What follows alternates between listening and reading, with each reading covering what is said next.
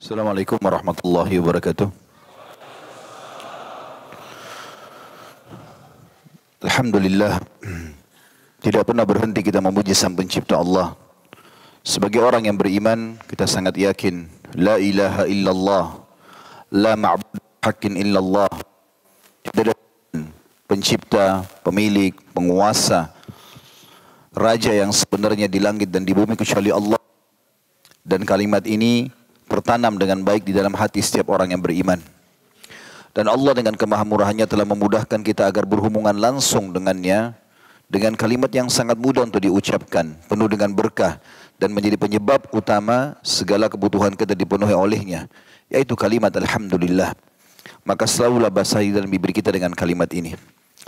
Selanjutnya kita panjatkan salam hormat kita kepada manusia terbaik, manusia yang telah disempurnakan seluruh lini kehidupannya oleh Sang Pencipta Allah. Sempurna secara akhlak, secara fisik, jalur nasab, ilmu. Tidak ada manusia yang lebih baik dicontohi kecuali manusia terbaik ini. Dan Allah telah memilihnya secara langsung untuk menjadi suri tauladan bagi orang-orang beriman. Sebagaimana Allah kekalkan dalam firman-Nya, A'udzu billahi minasyaitonir rajim, laqad kana lakum fi rasulillahi uswatun hasanah. Al-ayah. Pada diri utusan Allah itu ada suri tauladan yang paling baik.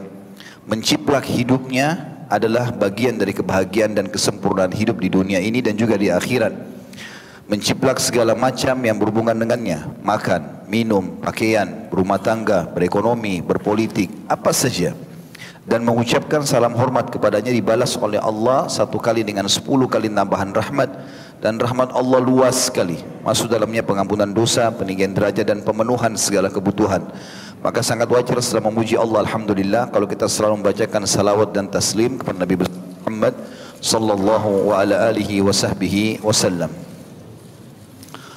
Pertama-tama tentu sebelum saya memulai tema ini, kita duduk di sini teman-teman sekalian, dan sering saya bahasakan ini bukan karena saya lebih pintar daripada Bapak Ibu sekalian, tapi kita menjalankan firman Allah Subhanahu wa taala, "Wa dzakkir fa inna dzikra tanfa'ul mu'minin."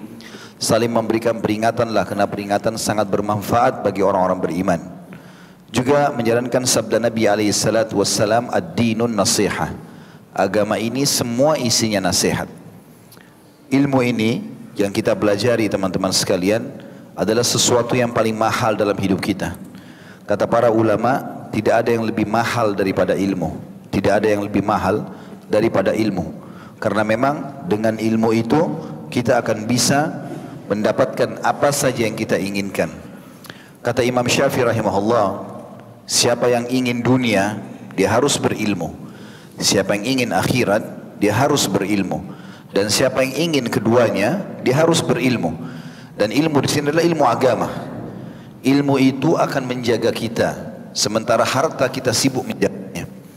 Ilmu bagaikan bodyguard buat kita. Setiap kali kita mau makan, mau minum, mau berteman, mau bergaul, mau apa saja beraktivitas, maka ilmu akan menjadi pengawas bagi kita. Dia akan mengatakan ini boleh atau ini tidak boleh, kerjakanlah ini atau jangan kerjakan itu. Tidak ada seseorang yang rugi pada saat duduk di majelis ilmu. Yang ada hanya bertambah kemuliaan. Bertambah ilmu berarti bertambah keimanan. Dan kalau iman sudah tertanam dalam hati, maka semuanya bisa berubah menjadi jauh lebih baik. Otomatis akan lebih soleh, lebih baik, lebih santun, lebih jujur, lebih segala-galanya.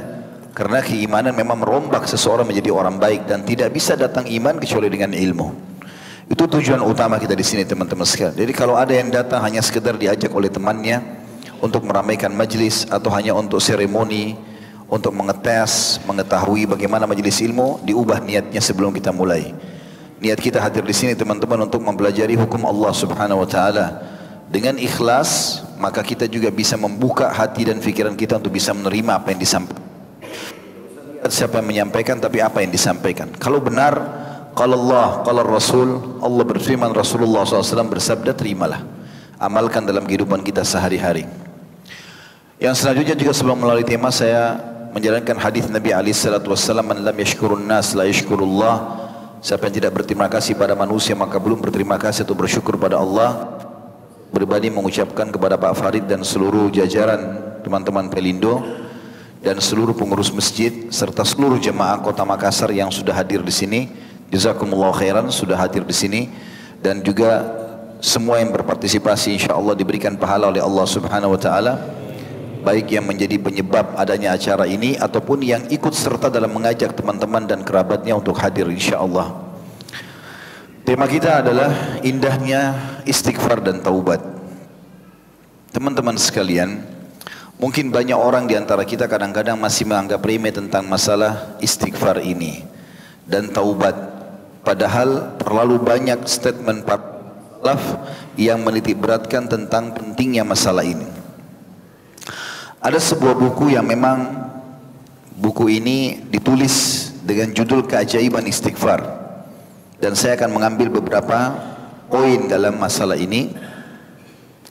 Yang menarik adalah waktu saya membuka-buka buku ini, saya menemukan cukup banyak statement para salafus saleh berhubungan dengan masalah istighfar ini. Kita akan mulai dari situ, baru kita panjang lebar menjelaskan tentang makna istighfar dan juga keutamaan-keutamaannya. Abu Musa radhiyallahu anhu sahabat Nabi berkata, dahulu kita memiliki dua pelindung dari azab, dari siksaan. Salah satunya telah pergi, yaitu keberadaan Rasulullah sallallahu alaihi wasallam di tengah-tengah kita. Dan tersisa satu lagi, yaitu istighfar. Apabila ia juga telah pergi dari diri seseorang, maka binasalah dia. Di zaman Nabi SAW, kalau kita hidup di zaman itu, kalau ada sahabat yang berbuat dosa, dia tinggal datang kepada Nabi SAW, ya Rasulullah, saya buat dosa, tolong mohonkan maaf kepada Allah. Nabi istighfar, Allah kabulkan. Selain dia juga bisa istighfar. Tapi di zaman kita sekarang, baginda Nabi SAW sudah meninggal. Maka kita tidak punya dari diri kita sendiri, yang harus betul-betul kita jaga kalimat itu. Rabi' ibn rahimahullah, salah satu ulama tabi'in, berkata, merendahlah kalian kepada Rabb kalian, berdoalah kepadanya di kala senggang, karena Allah berfirman dalam hadis qudsi, Nabi SAW bersabda, Allah berfirman, man da'ani fir rakha'i ajabtuhu fi syiddah, wa man sa'alani a'taitu, wa man tawadha'a li rafa'tuh, wa man tafarraga li rahimtu, wa man istaghfarani ghafartulah. Allah berfirman, dan ini kekal dibaca oleh orang-orang beriman dalam hadis yang sahih, barang siapa yang berdoa kepadaku di kala lapang, dia lagi sehat, lagi kaya, lagi punya jabatan, ya, lagi gembira, niscaya aku mengabulkan doanya jika ia berdoa di kala susah. Jadi kalau teman-teman lagi sakit, lagi terlilit utang, lagi butuh pekerjaan, lagi apa saja, kata kunci untuk mendapatkan jalan keluar adalah selalu berdoa kepada Allah di waktu lapang. Kadang-kadang subhanallah kita malah di waktu lapang ini malas beribadah, karena melihat nikmatnya Allah banyak, maka merasa tidak perlu berdoa. Padahal ini kata kunci, nanti kalau kita susah akan diterima doanya. Lanjutan hadisnya, barang siapa yang meminta kepadaku, merengek, memohon kepada Allah, bahkan terhadap rahmat Allah, bagian daripada ibadah. Sudah sehat, minta ditambah kesehatan. Sudah kaya, minta ditambah kekayaan. Sudah punya keturunan, minta ditambahkan keturunan. Terus tamak terhadap rahmat Allah, ini adalah ibadah. Siapa yang meminta kepadaku, niscaya aku memberinya. Lanjutannya, barang siapa yang merendah diri kepadaku, makin tinggi jabatannya, makin baik kedudukannya, makin banyak hartanya, makin sehat tubuhnya, makin banyak nikmat Allah, makin merendah, niscaya kata Allah, aku akan mengangkat derajatnya. Artinya Allah makin muliakan di tengah-tengah manusia. Dan barang siapa yang mencurahkan dirinya beribadah kepadaku, niscaya aku akan merahmatinya. Rahmat artinya memberikan dia karunia. Dan barang siapa yang memohon ampun kepadaku, niscaya aku akan mengampuninya. Ibnu Jauzi berkata rahimahullah, Iblis berkata, aku membinasakan anak cucu Adam dengan dosa, dan mereka membinasakanku dengan istighfar, dengan la ilaha illallah. Saya ulangi, Iblis berkata, aku membinasakan anak cucu Adam dengan dosa, dan mereka membinasakanku, membalas menyerangku dengan istighfar dan la ilaha illallah.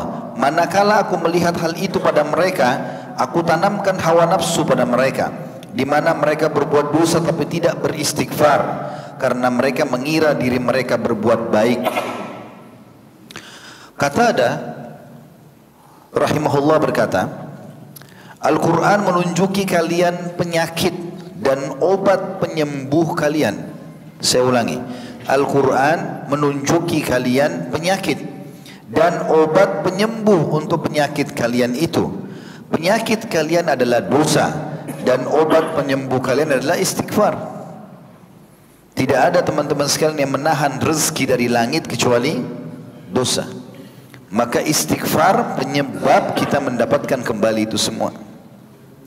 Ali bin Abi Thalib radhiyallahu anhu berkata, yang aneh adalah orang yang binasa padahal keselamatan ada bersamanya.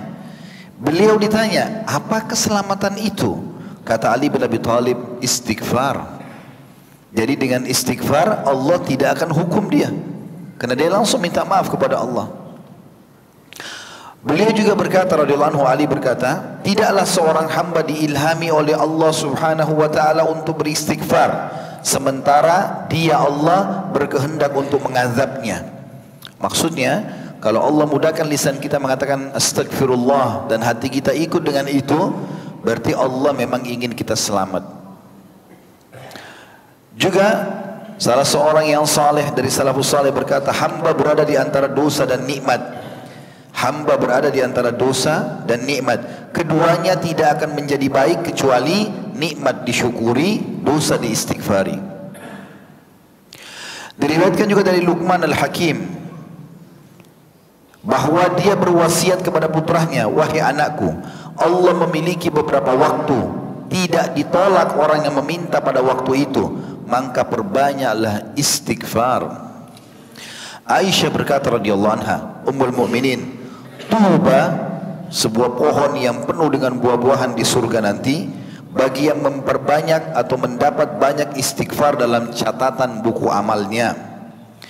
Abu An-Minhal juga berkata rahimahullah, tidaklah seorang hamba didampingi di dalam kuburnya oleh pendamping yang lebih dicintainya daripada istighfar. Al-Hasan Basri berkata rahimahullah, perbanyaklah istighfar di rumah-rumah kalian, di meja-meja makan kalian, di jalan-jalan kalian, di pasar-pasar kalian, dan di majlis-majlis kalian, karena kalian tidak tahu kapan ampunan akan turun. Seorang Badui berkata, siapa yang ingin menjadi tetangga kami di tanah kami, maka hendaklah memperbanyak istighfar, karena istighfar adalah awan tebal yang mengandung air hujan yang lebat.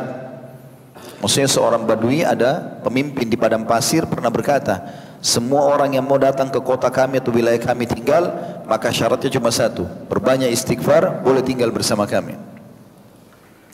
Bakr bin Abdullah Al-Muzani berkata rahimahullah, kalian banyak berbuat dosa, maka perbanyaklah istighfar, karena seseorang kalau menemukan istighfar di dalam catatan amalnya pada setiap jarak 2 baris, dia akan senang melihat tempat itu. Maksudnya dia buat dosa, mungkin dia tidak sengaja atau dia sengaja, lalu dia ikuti dengan astagfirullah wa atubu ilaih. Tentu di sini ada nanti kita jadikan syarat ya, bukan cuma dengan lisan tapi harus diikuti dengan hati.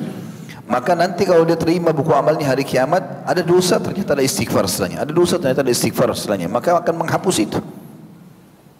Ibnu Taimiyah rahimahullah berkata, pikiranku terpaku pada sebuah masalah yang sulit bagiku. Ada pernah masalah dalam hidupku sulit aku pecahkan, maka aku beristighfar kepada Allah 1000 kali sampai dadaku dilapangkan dan masalah yang sulit terpecahkan. Aku kadang berada di pasar, masjid atau sekolah, tapi hal itu tidak menghalangiku dari zikir dan istighfar sampai aku meraih apa yang aku inginkan. Ini teman-teman sekalian landasan kenapa saya mau membahas tentang masalah indahnya istighfar dan taubat ini. Istighfar itu sendiri adalah pengajuan permohonan maaf kepada Allah. Sementara taubat pengikraran untuk tidak mengulanginya. Jadi kalau teman-teman di kantor gini buat salah, maafin saya Pak misalnya, itu istighfarnya. Seperti kita bilang, ya Allah maafin saya. Taubatnya adalah menulis ya, surat pernyataan tidak akan mengulangi pelanggaran itu. Itu namanya taubat. Jadi kalau kita bilang astagfirullah wa atubu ilaih, saya memohon maaf kepadamu ya Allah dan saya bertekad tidak akan mengulanginya. Dosa teman-teman sekalian yang membutuhkan istighfar ini semuanya dimulai dengan ketakutan, kekhawatiran, kegelisahan. Tidak ada dosa orang lakukan itu enak. Pasti kalau orang mau mencuri, mau berzina, mau berbohong, mau apa saja menipu, pasti dia penuh dengan kegelisahan. Tidak ada orang dengan ketenangan. Orang mau berzina di kamar hotel, takut dia, khawatir, banyak was-was. Mau mencuri, selalu sembunyi. Bahkan kadang-kadang kalau dia sudah mencuri uang 1 juta saja, kapan dia dengar kalimat 1 juta di pinggir jalan pun, atau di luar kantornya, atau di kota lain, maka dia selalu merasa dia yang ditargetkan. Maka tidak ada manfaatnya dosa itu. Dimulai dengan ketakutan, diakhiri dengan penyesalan. Dan ini kesalahan. Tapi kalau ibadah, dimulai dengan keikhlasan, karena kalau tidak ikhlas tidak diterima, diakhiri dengan kegembiraan. Orang kalau menikah, dimulai dengan keikhlasan, ketulusan, nanti bahagia setelah itu berjalan. Itu juga dengan dia melakukan semua jenis ibadah. Maka ini perlu difahami. Sehingga kita tidak perlu memilih dosa dan kita cukup memilih amal saleh. Istighfar sendiri itu maknanya dalam bahasa Arab semakna dengan as-satr atau menutupi atau ditutupi. Dan para ulama memberikan penjelasan tentang masalah sifat Allah. Salah satu sifat Allah adalah Ghafur atau Ghaffar. Apa maknanya? Kata ulama-ulama diantaranya Ar-Raghib atau Al-Khattabi berkata, Al-Ghaffar adalah zat yang terus menerus tidak ada henti mengampuni dosa hamba-hambanya. Setiap kali seorang hamba bertobat dari dosa, berulang dilakukan lagi, setiap itu pula ampunan berulang diberikan. Al-Ghaffar adalah zat yang menutup dosa hamba-hambanya, menutupkan kain iba dan belas kasihan kepada mereka, sehingga dia tidak menampakkan dosa sang hamba pada makhluknya dan tidak merobek tirainya yang menutupinya dengan azab yang akan mencorengnya di mata mereka. Kata ulama, diambil daripada statement Khattabi ini rahimahullah, kalau seandainya ada orang buat dosa dan dia tutupi antara dia sama Allah, lalu dia bertobat kepada Allah, dipastikan Allah tidak akan membuka aib itu. Tetapi kalau ada seseorang dalam perbuatan dosa, dia sudah diberikan peringatan oleh Allah, penyesalan, rasa takut, kegelisahan, kekhawatiran, tetap saja dia terabas dan tidak diikuti dengan istighfar, maka dipastikan Allah akan membongkar aib itu. Maka ini harus hati-hati. Dan Allah tidak pernah jenuh dalam masalah ini. Kata Nabi SAW dalam hadis Bukhari Muslim, Allah tidak akan pernah jenuh sampai kalian jenuh. Kalau kita sudah jenuh, baru Allah tinggalkan. Tapi kalau kita tidak jenuh, tetap selalu begitu, maka Allah SWT akan terima. Kata Nabi SAW, Allah berfirman, kalau ada seorang hamba yang beristighfar, lalu dia buat dosa, dia istighfar lagi, dia buat dosa, dia istighfar lagi, maka Allah akan mengatakan, sesungguhnya dia tahu dia punya Tuhan yang selalu mengampuni, maka aku sudah memaafkannya. Juga ada seorang sahabat mengatakan, ya Rasulullah, kalau aku buat dosa, apa yang harus aku lakukan? Kata Nabi SAW, istighfar. Kata dia, kalau aku melakukannya lagi, kata Nabi SAW, istighfar. Terus saja orang itu mengulangi dan terus saja Nabi SAW mengatakan istighfar. Tapi teman-teman sekalian, kita harus menitik beratkan poin penting dalam masalah istighfar ini tentunya. Karena memang kita selalu pasti akan buat dosa ya. Tidak ada di antara kita yang tidak luput dari dosa teman-teman sekalian. Dengan tergantung orang itu melampaui batas atau dia hanya terjerumus pada keadaan-keadaan yang dia tidak bisa menghindar misalnya. Tapi dia harus sadar itu dosa. Nabi SAW sudah mengatakan itu dalam sebuah hadis yang sahih. Kullu ibn Adam khatta'un wa khairul khatta'in at-tawwabun.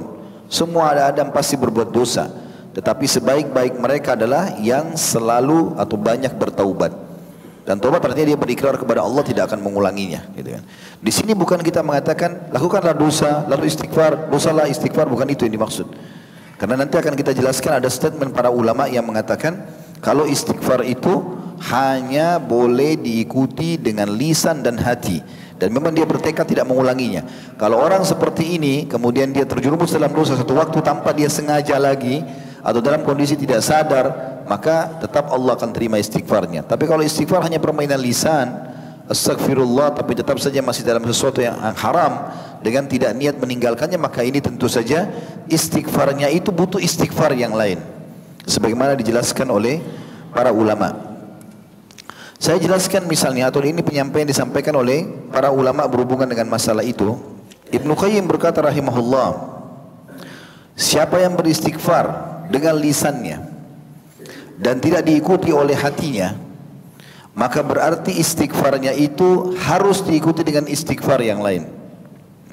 Artinya memang dia bermain-main dalam masalah istighfarnya itu. Mirip dengan kalau kita kerja di kantor seperti ini, memohon maaf sama atasan, maafin saya pak, tapi besok diulangi lagi. Minta maaf lagi lusa, ulangi lagi besok, atau lusanya, atau hari setelahnya. Maka ini dipecat tentunya. Walaupun Allah subhanahu wa ta'ala berbeda dengan keadaan manusia.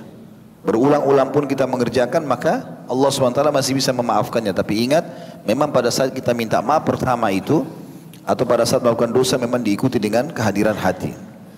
Istighfar ini teman-teman hanya boleh untuk diri kita dan untuk orang lain yang masih atau dalam keadaan beriman. Kalau orang dalam keadaan tidak beriman, maka tidak boleh kita memohon ampun untuknya. Kalau dia masih hidup, kita boleh meminta agar Allah berikan dia hidayah, petunjuk. Tapi kita tidak boleh memohon agar dosanya dia maafkan. Itu sesuai dengan statement para ulama pada saat Nabi Ibrahim alaihissalam berkata kepada ayahnya, waktu ayahnya berkata dalam surah Maryam ayat 46, a'udzubillahi minasyaitonirrajim, la in lam tantahi la arjumannak wahjurni maliya, jika kamu tidak berhenti mendakwahiku hai Ibrahim, ini kata ayahnya Ibrahim alaihissalam, maka niscaya kamu akan kurajam atau akan kubunuh dan tinggalkan aku untuk waktu yang lama. Pergi dari aku, tidak usah urus aku. Padahal ayahnya dalam keadaan kafir. Maka setelah kata-kata ini keluar, Ibrahim alaihissalam menjawab dengan santun. Beliau mengatakan, lanjutan ayatnya, qala salamun alaik sa'astaghfiru laka rabbi innahu kana bi hafiya. Ibrahim berkata, semoga keselamatan dilimpahkan kepadamu wahai ayahku. Aku akan memohon ampun bagimu kepada Rabbku, sesungguhnya dia sangat baik kepadaku. Maryam ayat 47. Di sini Ibrahim alaihissalam memohon ampun atau akan memohon ampun untuk ayahnya yang dalam keadaan kafir, itu ditegur oleh Allah subhanahu wa ta'ala. Allah subhanahu wa ta'ala menyebutkan dalam surah At-Taubah ayat 114. Jadi setelah dia akan memohon ampun, maka Allah melarang dia memohon ampun untuk keluarganya atau ayahnya yang dalam keadaan kafir. Dan Allah mengingatkan, setelah datang peringatan kepada Ibrahim, Ibrahim meninggalkan itu. Dalam firman-Nya At-Taubah 114, a'udzubillahi minasyaitonirrajim, wa ma kana istighfaru Ibrahim li abihi illa am mau'idatin wa'adaha iyyahu falamma tabayyana lahu annahu aduwwun lillahi tabarra'a min inna Ibrahim la'awwahun halim.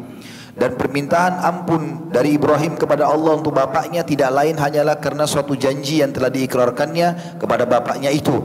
Maka tak kalah jelas bagi Ibrahim bahwa bapaknya itu adalah musuh Allah dalam keadaan kafir, maka Ibrahim berlepas diri darinya. Sesungguhnya Ibrahim adalah seseorang yang sangat lembut hatinya, lagi penyantun. Juga tidak boleh memohon ampun bagi orang-orang musyrik, ya. Sama kafir musyrik, tapi orang musyrik ini sebenarnya mereka beriman sama Allah tapi masih menyekutukan Allah Subhanahu wa taala.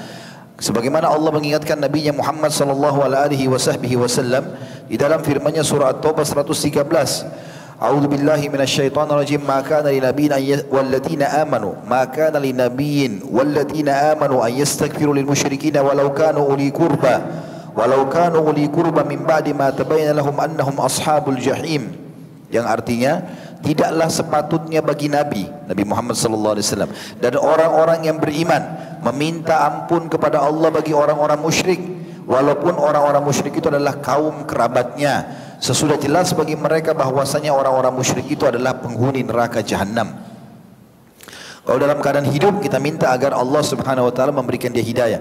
Kalau sudah mati lebih jauh lagi, lebih tidak bisa dimohonkan ampun kalau sudah meninggal dalam keadaan kafir.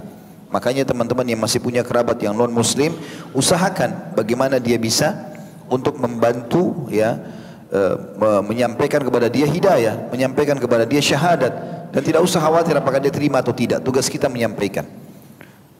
Waktu Abu Talib disebutkan dalam sebuah riwayat yang sahih, waktu Abu Talib paman Nabi SAW akan meninggal dunia atau menjelang kematian, Nabi SAW datang menjenguknya, sementara di sisinya ada Abu Jahal. Lalu Nabi SAW berkata, hai pamanku, ucapkan la ilaha illallah, sebuah kalimat yang bisa aku sebutkan sebagai argumentasi atau hujjah bagimu di sisi Allah hari kiamat. Abu Jahal dan Abdullah bin Abi Umayyah berkata, "Hai Abu Talib, apakah kau membenci agama Abdul Muttalib, bapakmu?"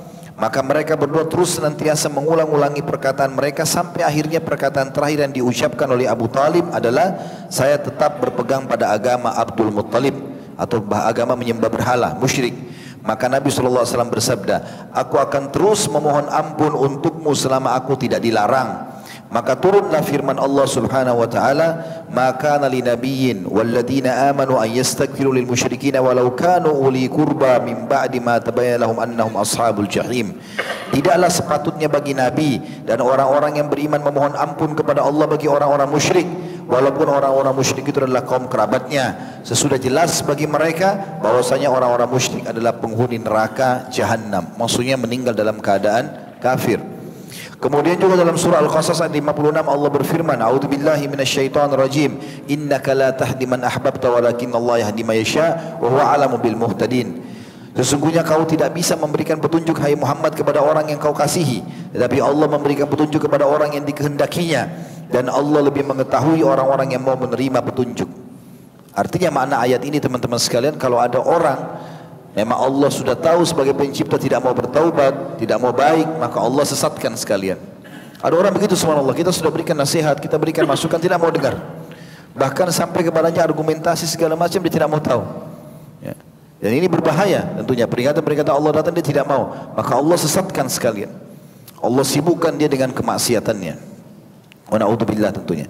Begitu juga teman-teman tidak boleh memohon ampun untuk orang-orang munafik. Untuk orang-orang munafik, sebagaimana disebutkan kisah tentang Abdullah bin Ubay. Abdullah bin Ubay ini salah satu pemimpin orang munafik di Madinah. Pada saat dia sakit keras, dia mengatakan, "Hai Muhammad," dia mengatakan Nabi SAW, tentu karena dia lebih tua dari Nabi, dia panggil Muhammad gitu kan. Memang dia orang munafik, bukan muslim. Nah, dia pura-pura Islam, maka dia mengatakan, "Datanglah jenguk aku." Maka datanglah Nabi SAW menjenguknya. Lalu kemudian setiap kali Nabi SAW nasihati, selalu saja dia nolak. Dan dia selalu mengatakan, "Mana suku-tuku Yahudi fulan atau suku fulan dan suku fulan." Sampai akhirnya waktu Nabi SAW nasihati, dia mengatakan, "Sudahlah Muhammad, bukan saatnya bicara masalah itu. Saya hanya ingin pada saat saya meninggal, maka engkau memberikan bajumu ini agar aku dikafani dengannya, dan mohonlah ampun untukku." Maka Nabi SAW mengatakan, "Baiklah, aku akan lakukan," gitu kan. Ternyata setelah Nabi SAW keluar, beberapa saat meninggallah Abdullah bin Ubay ini. Anaknya, Abdullah ini ada anak dia namanya Abdullah juga. Sampai diberikan julukan Abdullah si ayah munafik dan Abdullah si anak si mukmin. Orang beriman anaknya dan sangat kuat imannya. Datang kepada Nabi SAW mengatakan, "Ya Rasulullah, sesungguhnya aku meminta pakaian anda untuk mengkafani ayahku, dan aku juga mohon agar anda memohon ampun untuknya." Maka Nabi SAW mengatakan, "Baiklah, aku akan melakukannya. Dan bawalah jenazah ayahmu untuk aku solati di masjidku ini." Maka dibawalah jenazahnya orang munafik ini. Waktu Nabi SAW mau solat, kata Umar bin Khattab radhiyallahu anhu, "Aku belum pernah bersikap tegas kepada Nabi SAW seperti bersikap pada saat itu. Aku pun memegang pundak Nabi SAW dan mengatakan, 'Ya Rasulullah, ini munafik, jangan disolati.' Maka Nabi, karena kalau mensolatinya, solat jenazah 4 kali takbir. Di takbir yang ketiga kita memohon ampun buat si mayit. Dan istighfar Nabi dikabulkan oleh Allah SWT. Maka Umar mengatakan, "Ya Rasulullah, jangan mohon ampun, orang ini munafik. Banyak sekali permasalahan dilakukan pada saat masih hidup gitu." Maka Nabi SAW mengatakan, "Aku akan terus beristighfar untuknya selama aku belum dilarang, karena bentuk cinta beliau kepada umatnya."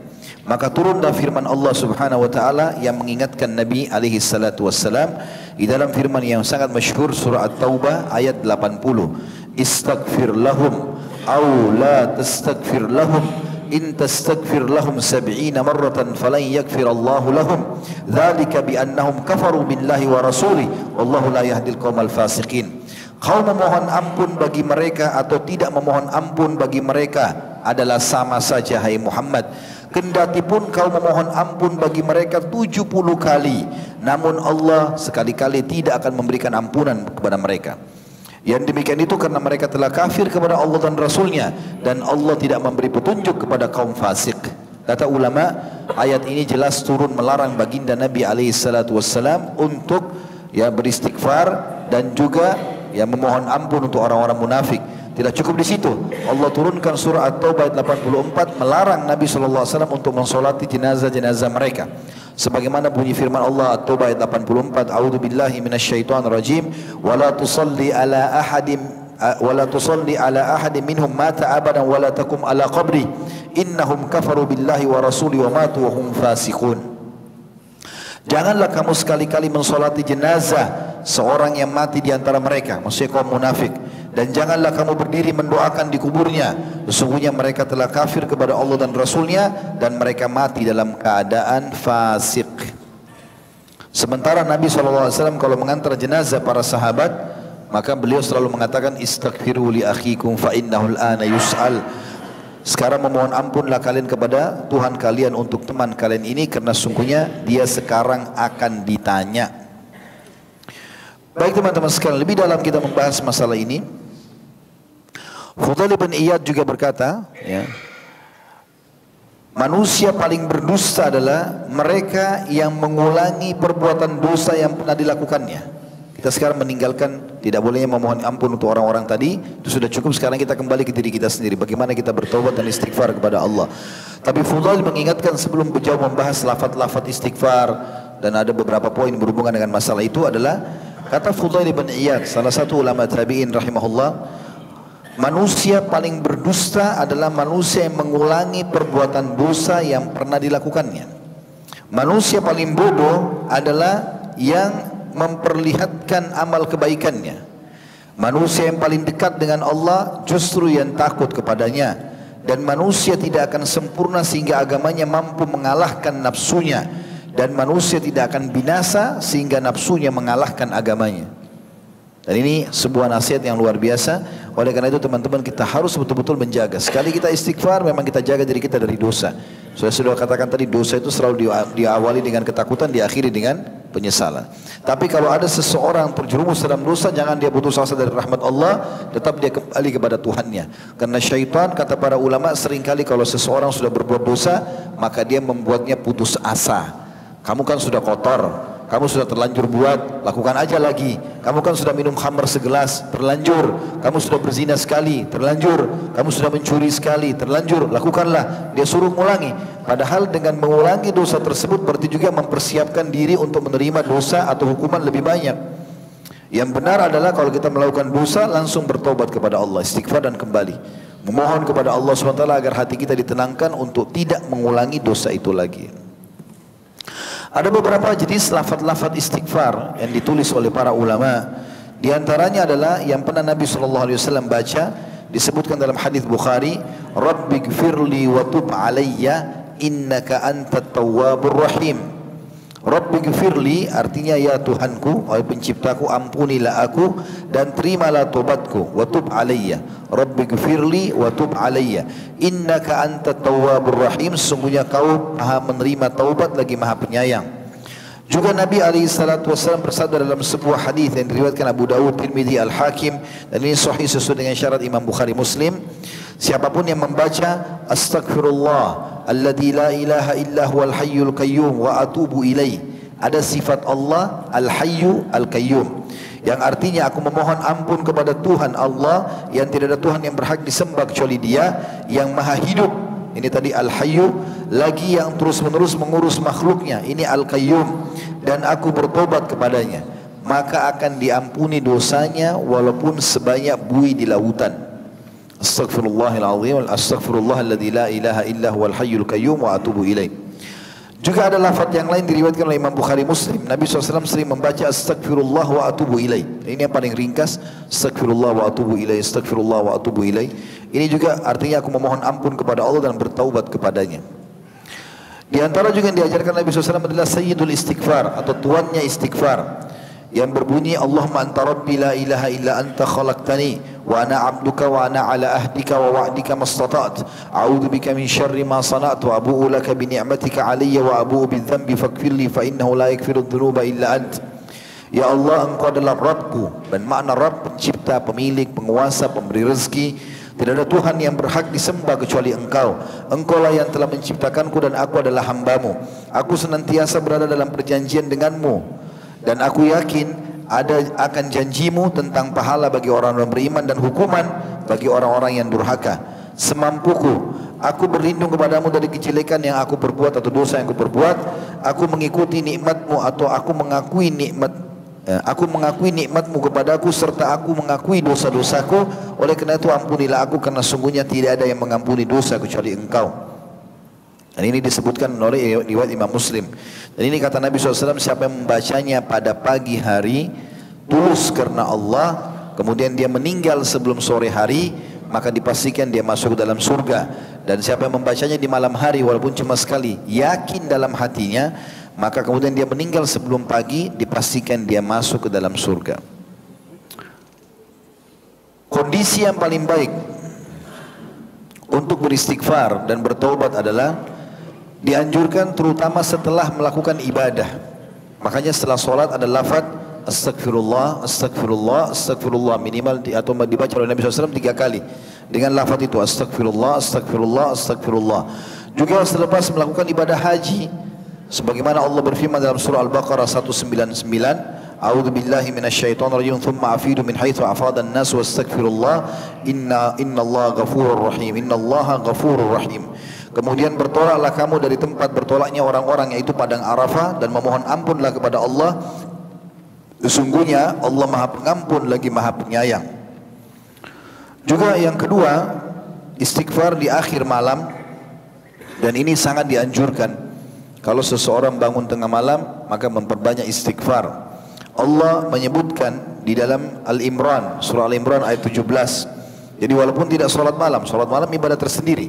Tapi kalau dia tengah malam, apalagi menjelang subuh, kemudian dia banyak istighfar, ini waktu yang paling tepat dimaafkan oleh Allah SWT. Allah berfirman, Al-Imran 17, A'udzu billahi minasyaitonir rajim, as-sabirina was-sadiqina wal-qanitina wal-munfikina wal-mustaghfirina bil ashar. Orang-orang yang banyak bersabar, yang jujur, yang selalu taat, dan yang menafkahkan hartanya di jalan Allah, dan yang memohon ampun di waktu sahur atau akhir malam.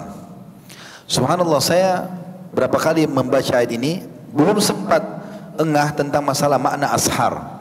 Saya berpikir orang beristighfar di waktu kapan saja gitu. Saya pernah duduk di Masjidil Haram menunggu menjelang subuh, lagi rame-ramenya orang gitu. Kemudian ada satu orang sudah tua berjenggot putih sekali. Saya melihat orang ini dari jauh, dia jalan. Dia lagi ngomong, tapi saya tidak dengar apa yang dia ucapkan dari keramaian orang-orang. Setiap orang seperti ini dilewatin sama dia. Dia ngomong, dia lewat lagi, dia ngomong lagi. Sepanjang jalan Masjidil Haram itu. Sampai dia lewat di depan saf kami. Kemudian dia mengatakan, Astagfirullah, Astagfirullah. Sampai dia kasih isyarat tangan. Wah, dia baca ayat ini. Wal mustaghfirina bil ashar. Ashar hadzal waqt, dia bilang. Dia bilang istighfarlah kepada Allah, istighfar kepada Allah. Karena Allah mengatakan, dan orang-orang yang beristighfar di waktu ashar. Dan ingatlah, ashar itu adalah sekarang. Itu pada saat menjelang subuh. Jadi subhanallah, Allah kadang-kadang memberikan kita ilmu juga dari orang-orang yang saleh, yang mengamalkan dari amal-amal itu. Allah juga menyebutkan dalam surah Az-Zariyat ayat 17 sampai ayat 18, A'udzu billahi minasyaitonir rajim, kanu qalila minal laili ma yahja'un wa bil ashari hum yastaghfirun. Mereka sedikit sekali tidur di malam hari, dan di akhir-akhir malam mereka memohon ampun kepada Allah. Dan telah disebutkan juga dalam tafsir firman Allah SWT tentang kisah Nabi Yaqub alaihissalam dalam surah Yusuf ayat 98, A'udzu billahi minasyaitonir rajim, qala sawfa astaghfiru lakum rabbi innahu huwal ghafurur rahim. Yaqub berkata kepada anak-anaknya, aku akan memohonkan ampun bagi kalian kepada Rabbku, sesungguhnya dialah yang Maha Pengampun lagi Maha Penyayang. Beliau menunda istighfar sampai akhir malam. Yang menjadi sebab keutamaan waktu itu adalah bahwa Allah SWT mengabulkan doa pada waktu tersebut, memberikan orang yang meminta dan mengampuni orang-orang yang memohon ampun. Jadi Yaqub alaihissalam mengatakan, saya akan mohon ampun untuk kalian, tapi saya akan tunggu di waktu malam untuk khusus memohon ampun untuk kalian. Ini sejalan dengan hadis Abu Hurairah radhiyallahu anhu bahwasanya Nabi SAW bersabda, Rabb kita turun pada malam ke langit, ya, setiap malam ke langit dunia, ketika hanya tersisa sepertiga malam yang terakhir, dia berfirman, barang siapa yang berdoa kepadaku, maka aku akan memberikan atau kabulkan. Barang siapa yang meminta ampun kepadaku atau meminta kepadaku, aku akan penuhi. Dan barang siapa yang memohon ampun kepadaku, aku akan ampuni. Dan Dari hadis Khalid bin Ma'dan juga Allah SWT berfirman dalam hadis qudsi, "Inna habba ibadi ilayya al-mutahabbuna bihubbi al-muta'allaku qulubuhum bil masajid wal mustakfirina bil ashar." Kita tutup dengan poin ini, salat Isya dulu insyaallah. Artinya hadis ini adalah sesungguhnya hambaku, kata Allah SWT, yang paling aku cintai adalah yang saling mencintai dengan cintaku. Maksudnya orang mukmin mencintai mukmin yang lain karena ibadahnya. Kita mencintai, oh karena ini orang soleh, kita cintai dia, kita bantu dia, kita berikan apa saja. Pokoknya kita berbaik sama dia karena kita tahu dia orang dekat sama Allah. Itu adalah orang yang paling Allah cintai. Sungguhnya hambaku yang paling aku cintai adalah yang saling mencintai dengan cintaku, dan yang terpaut hatinya dengan masjid. Dari solat ke solat, selalu mau ingin disolat di masjid. Dan yang ketiga adalah orang yang selalu memohon ampun pada waktu akhir malam. Dan hadis ini diriwayatkan oleh Imam Bukhari. Jadi insyaallah kita lanjutkan nanti setelah solat Isya dengan sisa materi kita. Subhanakallahumma bihamdika, asyhadu an la ilaha illa anta, astaghfiruka wa atubu ilaik. Wassalamualaikum warahmatullahi wabarakatuh. Assalamualaikum warahmatullahi wabarakatuh. Alhamdulillah, wassalatu wassalamu ala rasulillah. Segala puji dan puja kehadirat Allah subhanahu wa ta'ala, juga salawat dan taslim kepada Nabi besar Muhammad sallallahu alaihi wasallam. Kita sudah menyebutkan tadi dua waktu dan kondisi yang paling tepat beristighfar, yaitu setelah melakukan ibadah secara umum, kemudian istighfar di akhir malam, dan yang ketiga adalah beristighfar pada saat penutupan majlis, baik itu majlis ilmu atau apa saja. Kata para ulama, yang dimaksud dengan majlis adalah setiap kali orang duduk, baik dia sendirian ataupun ada orang lain bersamanya. Sesuai dengan sabda Nabi SAW, bahwasanya beliau, kata Aisyah radhiyallahu anha, tidak pernah berdiri bangkit dari majlis kecuali membaca Subhanakallahumma wa rabbi wa bihamdik, la ilaha illa anta, astaghfiruka rabbi wa atubu ilaik. Subhanakallahumma rabbi wa bihamdik, la ilaha illa anta, astaghfiruka rabbi wa atubu ilaik. Maha suci Engkau ya Allah, ya Rabb, aku memujimu, tidak ada Tuhan yang berhak disembah kecuali Engkau. Aku memohon ampun kepadamu ya Rabbi, dan aku bertaubat kepadamu. Lalu aku bertanya, kata Aisyah, wahai Rasulullah, betapa seringnya Anda membaca doa ini apabila akan bangkit? Jadi walaupun Nabi duduk sendiri, membaca ini juga, apalagi kalau sedang ramai-ramai, termasuk majlis ilmu. Maka beliau menjawab, la yakuluhunna min ahadin hina yakumu min majlisihi illa ghufira lahu ma kana minhu fi dzadzal majlis. Tidaklah seseorang mengucapkan ketika bangkit dari majlisnya kecuali diampuni semua dosa-dosanya yang ada dalam majlis tersebut. Kata ulama, maksud dalamnya adalah apa yang dia lihat, apa yang dia dengar, apa yang dia ucapkan, apa yang didiskusikan, apa yang difikirkan, apa yang diprogramkan, semuanya masuk dalamnya, akan dimaafkan oleh Allah subhanahu wa ta'ala tentunya kalau dia membaca ini. Sebagian ulama mengatakan dengan memohon ini pada saat bubar dari majlis, berarti sama saja seseorang memohon agar diampuni dosanya yang sudah dilakukan pada saat majlis itu, dan dosa yang akan dia lakukan kalau dia programkan. Kalau dia baca ini, bukan mustahil Allah subhanahu wa ta'ala akan membatalkan niat buruknya kalau dia niat buruk. Kapan dia duduk dalam sebuah majlis, dia niat buruk, maka Allah akan batalkan niat buruknya itu dengan membaca kafaratul majlis ini. Kemudian keadaan yang keempat, memohon ampunan bagi orang yang sudah meninggal. Tadi kalau memohon ampun buat diri sendiri, ya. Kalau orang meninggal pun boleh dimohonkan ampun. Nabi SAW ketika selesai mengubur jenazah selalu mengucapkan istaghfiru li akhikum wasalu lahu bitathbit fa innahu al-ana yus'al. Mohonlah atau mintalah ampun kepada atau bagi saudara kalian ini, dan mintakanlah keteguhan agar lisannya bisa menjawab para malaikat, dan juga karena dia sekarang akan ditanya. Allah subhanahu wa ta'ala, teman-teman, dengan kemahamurahannya tidak hanya memberikan kesempatan kita untuk memohon ampun dan beristighfar sehingga dia memaafkan kita, dan akhirnya terbukalah segala macam pintu-pintu rezeki yang dia janjikan, tapi Allah juga menyiapkan makhluk-makhluknya yang lain yang memohon ampun buat kita. Di antaranya adalah ciptaan Allah yang mulia, para malaikat. Malaikat itu setiap harinya memohon ampun kepada Allah untuk orang-orang beriman. Sebagaimana Allah menjelaskan di dalam Al-Quran, di dalam surah Al-Mu'min ayat 7. A'udzu billahi minasyaitonir rajim. Alladzina yahmiluna al-arsya wa man hawlahu yusabbihuna bihamdi rabbihim wa yu'minuna bihi wa yastaghfiruna lilladzina amanu. wa yastaghfiruna lilladina amanu rabbana wasi'ta kulla syai'in rahmatan wa ilma faghfir lilladina tabu wattaba'u sabilaka wa qihim adzabal jahim. Malaikat-malaikat yang memikul singgasananya Allah Arsy dan malaikat yang berada di sekelilingnya bertasbih memuji Rabb mereka, dan mereka beriman kepada Allah serta meminta ampun bagi orang-orang beriman seraya mengucapkan, ya Rabb kami, rahmat dan ilmu meliputi segala sesuatu, maka berilah ampunan kepada orang-orang yang bertaubat dan mengikuti jalanmu, dan perihalalah mereka dari siksa neraka yang menyala-nyala. Juga disebutkan di dalam firman Allah surah Asy-Syura ayat 5 bahwasanya Allah memerintahkan para malaikat untuk memohon ampun bagi orang beriman. A'udzu billahi minasyaitonir rajim. Takadus samawati yatafattarna min fawqihim wal malaikatu yusabbihuna bihamdi rabbihim wa yastaghfiruna liman fil ard. Ala innallaha wal ghafurur rahim. Hampir saja langit itu pecah dari sebelah atas karena kebesaran Allah, dan malaikat-malaikat bertasbih serta memuji Rabb-nya dan memohon ampun bagi orang-orang yang berada di bumi. Ingatlah bahwa sesungguhnya Allah dialah yang maha pengampun lagi maha penyayang.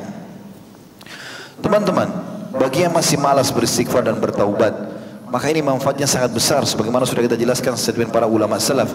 Dan bukan cuma kita, para makhluk Allah yang mulia dari kalangan manusia, para nabi-nabi memohon ampun. Dimulai dari ayah kita Nabi Adam alaihissalam dan istrinya Hawa alaihissalam. Allah mengatakan untuk menceritakan tentang sikap mereka pada saat melanggar. Allah melarang memakan buah tertentu lalu mereka makan sebagai ujian. Maka mereka langsung beristighfar dan bertobat kepada Allah dengan lafaz surah Al-A'raf ayat 23, A'udzu billahi minasyaitonir rajim. Qala, ini berarti mereka berdua Adam dan Hawa berkata, Rabbana zalamna anfusana wa in lam taghfir lana wa tarhamna lanakunanna minal khasirin. Ya Tuhan kami telah menganiaya diri kami sendiri, dan jika Engkau tidak mengampuni kami dan memberi rahmat kepada kami, niscaya pastilah kami termasuk orang-orang yang merugi. Jadi untuk mengembalikan nikmat Allah yang sudah ada pada kita lalu hilang, itu dengan cara bertobat dan beristighfar. Nabi Adam alaihissalam tidak memohon kepada Allah untuk dikembalikan ke surga, tetapi Nabi Adam alaihissalam meyakini bahwasanya ini dosa, maka dia bertaubat. Dengan itu Allah kembalikan dia ke surga. Tentu nanti di akhir kiamat. Juga Nabi Nuh alaihissalam diceritakan oleh Allah Subhanahu wa taala dalam surah Hud ayat 47. A'udzu billahi minasyaitonir rajim. Qala rabbi inni a'udzu bika an as'alaka ma laysa li bihi ilm wa illa taghfirli wa tarhamni akum minal khasirin. Nuh berkata, ya Tuhanku, sesungguhnya aku berlindung kepadamu dari memohon kepadamu sesuatu yang aku tidak mengetahui hakikatnya, dan sekiranya engkau tidak memberi ampun kepadaku dan tidak menaruh belas kasihan kepadaku, niscaya aku termasuk orang-orang yang merugi. Jadi Nabi Nuh alaihissalam pada saat Allah Subhanahu wa taala melarang dia memohon ampun buat anaknya yang meninggal dalam keadaan kafir, maka dia pun memohon maaf kepada Allah Subhanahu wa taala karena beliau menyadari kalau itu adalah kesalahan. Allah sudah larang, maka tidak boleh dilanggar. Begitu juga diceritakan tentang Ibrahim alaihissalam yang berkata dalam surah Asy-Syu'ara ayat 82, A'udzu billahi minasyaitonir rajim, walladzi atma'u an yaghfira li khati'ati yaumiddin.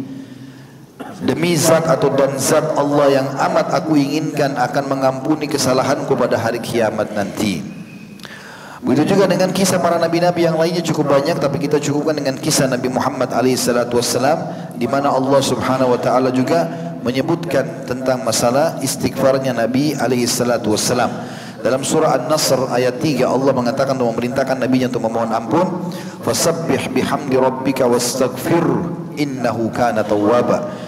Maka bertasbihlah dengan memuji Tuhanmu hai Muhammad, dan mohonlah ampun kepadanya, sesungguhnya dia adalah maha penerima taubat. Kata ulama, dari surah An-Nasr ini diambil pelajaran bahwasanya memohon ampun dan bertobat bukan hanya sekedar kalau orang ada dosa, tetapi pada saat Allah berikan nikmat pun sebagai bentuk syukur kita memohon ampun kepada Allah. Khawatirnya jangan sampai nikmat itu kita tidak syukuri sehingga menjadi dosa, yang tadinya nikmat bisa berubah menjadi dosa. Begitu juga firman Allah memerintahkan Nabi Muhammad SAW dalam surah Muhammad ayat 19, A'udzu billahi minasyaitonir rajim, wastaghfir li dzambika walil mu'minina wal mu'minat wallahu ya'lamu mutakallabakum wa mathwaakum. Yang artinya, dan mohonlah ampunan bagi dosamu hai Muhammad, dan bagi dosa orang-orang mukmin laki-laki dan perempuan, dan Allah mengetahui tempat kamu berusaha dan tempat tinggalmu. Juga Nabi SAW mengatakan di dalam hadis-hadis yang masyhur, di antaranya, wallahi inni la astaghfirullah wa atubu ilaihi fil yaumi aktsara min 70 marrah. Ketahuilah, kata Nabi SAW, demi Allah aku sungguh beristighfar dan bertobat kepada Allah dalam sehari lebih dari 70 kali. Dan hadis ini tentu hadis sahih diriwayatkan oleh Imam Bukhari. Kalau Nabi SAW saja yang sudah jelas diampuni dosanya yang lalu dan yang akan datang, memohon ampun kepada Allah, bagaimana dengan kita? Kalau ada yang bertanya apakah Nabi SAW melakukan pelanggaran, pernah disebutkan dalam beberapa kisah, gitu kan? Tapi para nabi-nabi itu kalau melakukan kesalahan ditegur oleh Allah, langsung diluruskan dan langsung diterima taubatnya, karena mereka langsung kembali kepada Allah Subhanahu Wa Taala. Seperti kasus misalnya pada saat Nabi SAW mengharamkan madu, ya, pernah terjadi. Aisyah mengatakan kepada Nabi SAW bahwasanya mulut anda bau ya Rasulullah, padahal Nabi SAW hanya makan madu saja karena ada kecemburuan pada istri yang lain. Maka akhirnya Nabi SAW pun pergi ke pinggir Madinah lalu memikirkan masalah itu. Setelah itu ada sahabat yang lewat mengatakan, ya Rasulullah ada apa? Kata Nabi SAW, hari ini aku haramkan madu. Allah langsung menegur Nabi SAW dalam surat Tahrim ayat 1. Hai Nabi, kenapa kau berani-berani mengharamkan apa yang telah Allah halalkan hanya untuk mencari ridho istri-istrimu? Tapi di sini Allah SWT tegur untuk menjadi pelajaran langsung buat umatnya, dan Allah maafkan. Seperti itulah. Makanya di sini firman Allah dikatakan, hai Nabi, beristighfarlah atau memohon ampunlah atas dosa-dosamu dan juga orang-orang beriman. Ya. Tapi di sini bukan berarti Nabi SAW sengaja melakukan pelanggaran, ya. Nabi SAW orang yang paling menjaga diri dalam ketaatan, tetapi terlintas dalam kehidupan beliau hal-hal yang menjadi pelajaran bagi umat ini. Juga kata para sahabat, Ibnu Umar berkata radhiyallahu anhu, kami pernah menghitung ucapan Rasulullah SAW dalam satu majlis, selalu beliau ucapkan, Rabbighfirli wa tub alayya innaka antat tawwabur rahim. Wahai Tuhanku, ampunilah aku dan terimalah tobatku, sesungguhnya Engkau Maha menerima tobat lagi Maha penyayang. Dalam satu majlis bisa sampai 100 kali. Hadis ini sahih diriwayatkan oleh Imam Muslim.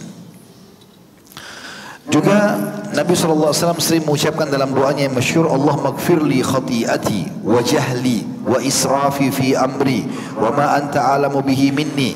Allahumma maghfirli jiddi wa hazli wa khata'i wa amdi wa kullu dhalika indi. Allahumma maghfirli ma qaddamtu wa ma akhartu wa ma asrartu wa ma alantu wa ma anta alamu bihi minni. Antal muqaddimu wa antal muakhiru wa anta ala kulli syai'in qadir. Ya Tuhan, ampunilah kesalahanku, kebodohanku, dan sikap membatas melampaui batasku. Maksudnya mungkin kalau ada dosa dilakukan lagi, diulangi lagi, melampaui batas di dalam urusanku, serta apa-apa yang Engkau lebih mengetahui dari diriku.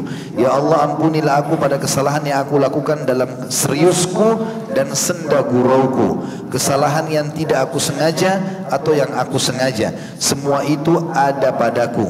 Ya Allah, ampunilah aku dari dosaku yang telah aku lakukan sebelum ini dan yang akan aku lakukan di masa depan, yang aku rahasiakan, yang aku tampakkan, serta apa yang Engkau lebih mengetahuinya dari diriku.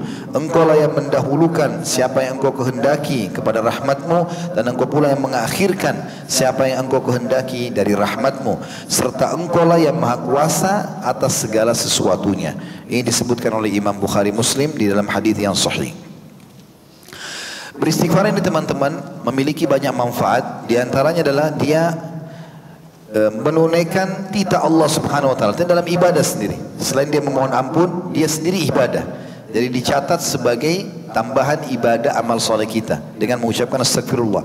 Selain fungsinya dia membersihkan dosa. Karena memang Allah Subhanahu Wa Taala memerintahkan Nabi-Nya Muhammad SAW untuk beristighfar, dan itu terjadi juga pada umatnya. Ya. Sebagaimana Allah mengatakan dalam surah Muhammad ayat 19, A'udzu billahi minasyaitonir rajim, fa'lam annahu la ilaha illallah wastaghfir li dzambika walil mu'minina wal mu'minat wallahu ya'lamu mutaqallabakum wa mathwaakum. Maka ketahuilah bahwasanya sesungguhnya tidak ada Tuhan yang berhak disembah selain Allah, dan mohonlah ampun bagi dosamu dan bagi dosa orang-orang mukmin laki-laki dan mukminah perempuan, dan Allah mengetahui tempat kamu berusaha dan tempat tinggalmu. Yang kedua, tentu cukup banyak dalil tentang masalah ini, saya ringkaskan. Yang kedua adalah istighfar termasuk sebab rezeki. Sebagaimana disebutkan dalam kisah Nabi Nuh alaihissalam, Pada saat beliau mau menjanjikan dan mendakwahi kaumnya supaya mau bertobat dan kembali ke jalan Allah, mereka selalu datang tiap hari ke patung-patung dan memohon kepada patung-patung tersebut. Maka Nabi Nuh berkata dalam surah Nuh ayat 10 sampai ayat 12, A'udzu billahi minasyaitonir rajim, faqultu astaghfiru rabbakum innahu kana ghaffara yursilis samaa 'alaikum midrara wa yumditkum bi amwalin wa banina wa yaj'al lakum jannatin wa yaj'al lakum anhara. Yang artinya, maka aku katakan kepada mereka, mohonlah ampun kepada Tuhanmu, sesungguhnya Dia Maha Pengampun. Niscaya Dia Allah akan mengirimkan hujan kepadamu yang lebat dan memperbanyak harta juga anak-anakmu dan mengadakan untukmu kebun-kebun dan mengadakan pula untukmu sungai-sungai. Allah juga menceritakan tentang Nabinya Hud alaihissalam di dalam surah Hud ayat 52. A'udzu billahi minasyaitonir rajim. Wa ya qaumi astaghfiru rabbakum thumma tubu ilaihi yursilis samaa 'alaikum midraran wa yazidkum quwwatan ila quwwatikum wa la tatawallaw mujrimin.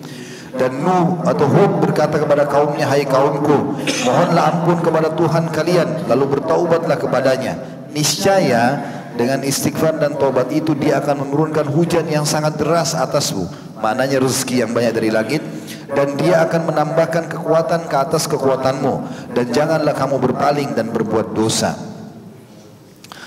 Istighfar juga akan memberikan jalan keluar dari segala macam permasalahan, termasuk kalau pada saat hujan tidak mau turun.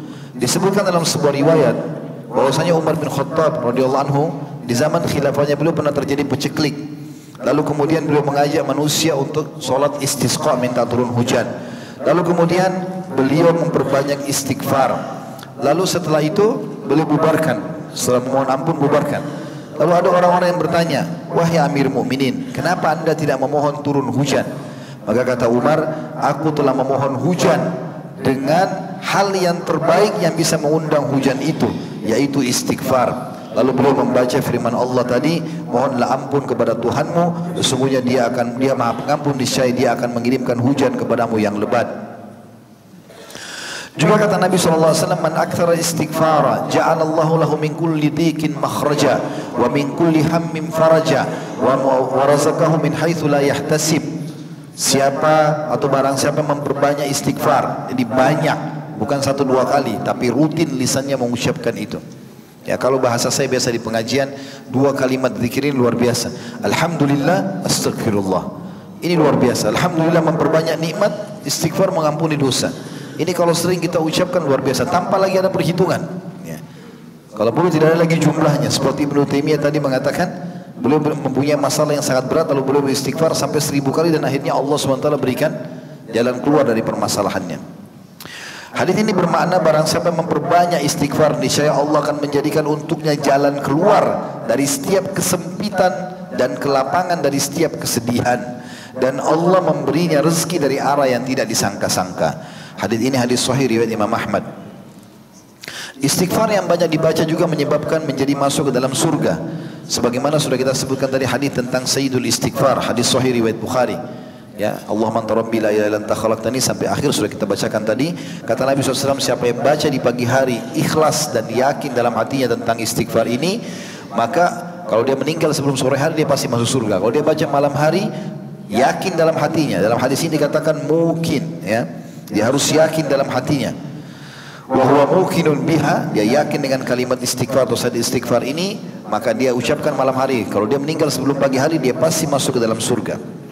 Yang keempat, istighfar akan memaafkan semua dosa-dosa asal diucapkan dengan ikhlas, sebagaimana Allah menjelaskan dalam surah Al-Imran ayat 135. A'udzu billahi minasyaitonir rajim, walladzina idza fa'alu fahishatan aw dhalamu anfusahum dzakarullaha fastaghfiru li dzunubihim wa may yaghfiru dzunuba illallah wa lam yusirru ala ma fa'alu wa hum ya'lamun. Dan juga orang-orang yang apabila mengerjakan perbuatan keji atau dosa atau menganiaya diri mereka sendiri, mereka ingat pada Allah. Makna, sebagian ulama tafsir mengatakan maknanya kalau ada orang berbuat dosa sementara ada iman walaupun kecil dalam hatinya, Allah akan buat dia punya rasa penyesalan atau khawatir. Itu namanya menganiaya diri. Dia berhenti, maka ingat kepada Allah, lalu memohon ampun terhadap dosa-dosa mereka, dan siapa yang dapat mengampuni dosa selain Allah, dan mereka tidak meneruskan perbuatan keji itu sedangkan mereka mengetahuinya. Juga Allah memastikan dalam surah An-Nisa 110, siapapun yang beristighfar Allah akan terima selama dia ikhlas. Kata Allah SWT, "A'udzubillahi minasyaitonir rajim. Wa may ya'mal su'an aw yadhlim nafsahu thumma yastaghfirillah yajidillah ghafurar rahima." Barang siapa yang mengerjakan kejahatan dan menganiaya dirinya, kemudian ia memohon ampun kepada Allah, niscaya mendapati Allah Maha Pengampun lagi Maha Penyayang. Teman-teman di sini yang hadir, mudah-mudahan tidak ada. Tapi kalau ada yang sedang menghadapi masalah tidak selesai-selesai, atau ada orang yang mengganggunya juga tidak selesai-selesai, maka istighfar saya kata kunci. Enggak usah repot menghabiskan waktu untuk mengurus mereka. Kecuali dalam keadaan darurat. Kalau tidak sudah biarkan saja. Kita beristighfar kepada Allah SWT. Mungkin ada sebab dosa kita tidak tahu, dan Allah mau bersihkan sebelum di akhirat. Itu jauh lebih baik daripada di akhirat kita dihisab. Mungkin di dunia hanya dengan sakit 3 hari, mungkin hanya karena ada yang digibah sekian hari, mungkin hanya karena hilang sebuah benda, mungkin yang masih bisa diganti dengan dia. Lebih baik daripada dihukum oleh Allah SWT pada hari kiamat. Maka perbaiki hubungan sama Allah, Allah pasti akan perbaiki hubungan dia dengan makhluk. Di dalam hadis yang disebutkan bahwasanya Rasulullah SAW bersabda, tidak ada seorang hamba melakukan satu dosa lalu bersuci dengan bagus, maksudnya berwudu dengan sempurna, lalu melakukan sholat 2 rakaat, kemudian beristighfar atau memohon ampun kepada Allah, kecuali dosanya diampuni. Kemudian beliau membaca firman Allah SWT, Nabi SAW, dan yang artinya, dan juga orang-orang yang apabila mengerjakan perbuatan keji dan menganiaya diri mereka, mereka ingat kepada Allah lalu memohon ampun terhadap dosa-dosa mereka, dan siapa yang dapat mengampuni dosa selain daripada Allah, dan mereka terus atau tidak meneruskan, mereka tidak meneruskan perbuatan keji itu sedang mereka mengetahuinya. Ada sebuah hadis mulia, hadis qudsi, dan hadis ini luar biasa. Yang kata Nabi SAW, Allah berfirman, "Ya ibna Adam, innaka ma da'autani wa rajautani ghafartu laka ma kana minka wala ubali. Ya ibna Adam, law balagat dhunubuka anana as-sama'i thumma astaghfartani ghafartu laka wala ubali." Yang artinya, hai anak Adam, seandainya kamu memohon dan mengharap kepadaku, aku akan memberimu ampunan terhadap semua dosamu, dan aku tidak peduli. Artinya sebesar apapun dosamu, ya bagaimanapun keadaanmu, kebencian orang sebesar apapun padamu, aku tidak peduli, aku akan maafkan, kata Allah. Hai anak Adam, selama kamu memohon dan mengharap kepadaku, aku akan memberimu ampunan terhadap semua dosamu, dan aku tidak peduli. Hai anak Adam, andai dosa-dosamu mencapai langit, kemudian kamu memohon ampun kepadaku, niscaya aku akan mengampuni dan aku tidak peduli. Hadis ini hadis hasan diriwayatkan oleh Tirmidzi. Dan ini teman-teman sekalian adalah sesuatu yang sangat luar biasa yang harus dipegangi oleh seorang hamba, karena Allah Maha menerima taubatnya. Juga dalam hadis yang serupa dengan ini dan mulia sekali, hadis ini di hadis sahih diriwayatkan Imam Bukhari Muslim, kata Nabi SAW, apabila hamba melakukan satu dosa lalu berdoa, dia mengatakan, "Ya Allah, ampunilah aku." Maka Allah Subhanahu wa taala berfirman, "Hambaku telah berbuat dosa," dan dia sadar bahwa dia memiliki Rabb yang menghukum dengan sebab dosa dan yang memaafkan dosa itu. "Wahai hambaku, berbuatlah apa yang engkau kehendaki karena aku telah mengampunimu."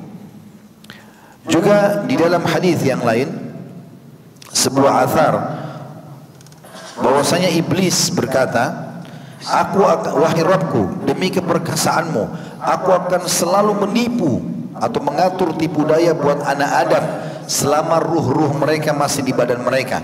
Maka Allah menjawab iblis sambil mengatakan, "Wa izzati wa jalali la akfiranna lahum ma damu yastaghfiruni."